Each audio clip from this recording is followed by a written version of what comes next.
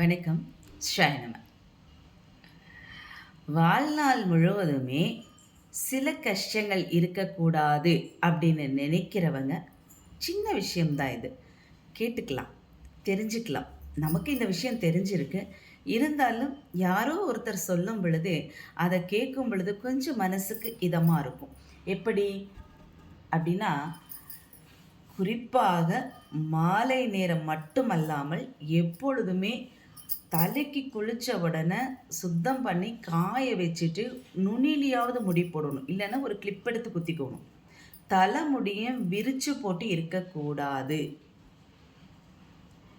காரணம் தலைமுடி கீழே விழுகும் பொழுது அந்த முடியை யாரெல்லாம் மிதிக்கிறாங்களோ அவங்களுக்கும் உங்களுக்கும் பிரச்சனைகள் சதா சர்வகாலமும் வந்துட்டே இருக்கும். அந்த பிரச்சனை வராம இருக்கணும் அப்படின்னா ஜடை போட்டுக்கணும், பின்னல் போட்டுக்கணும். பின்னல் போட்டுக்கிட்டா வாத பித்த கபமானது சரியாக இருக்கும். அந்த காலத்துல எல்லாமே ஜடை போட்டு கீழே வந்து ஒன்று குஞ்சம் வச்சுக்குவாங்க, இல்லைன்னா ரிப்பன் வச்சு பின்னி கீழே தொங்க போட்டுக்குவாங்க.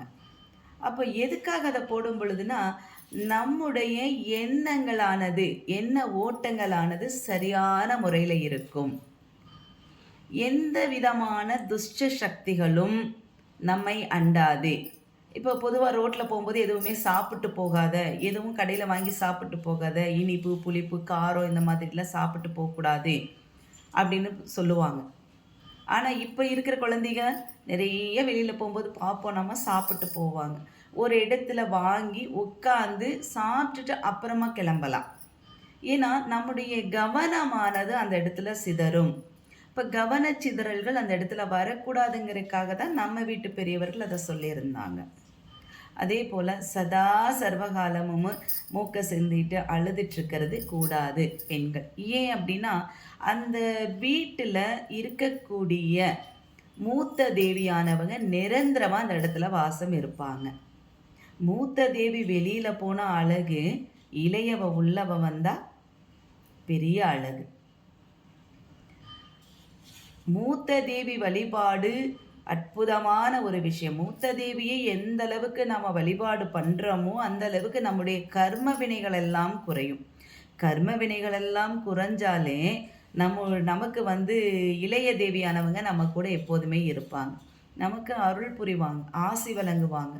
நம்ம முகத்தை பார்க்கும் பொழுதே அந்த ஒரு கடாட்சம் இருக்கும்.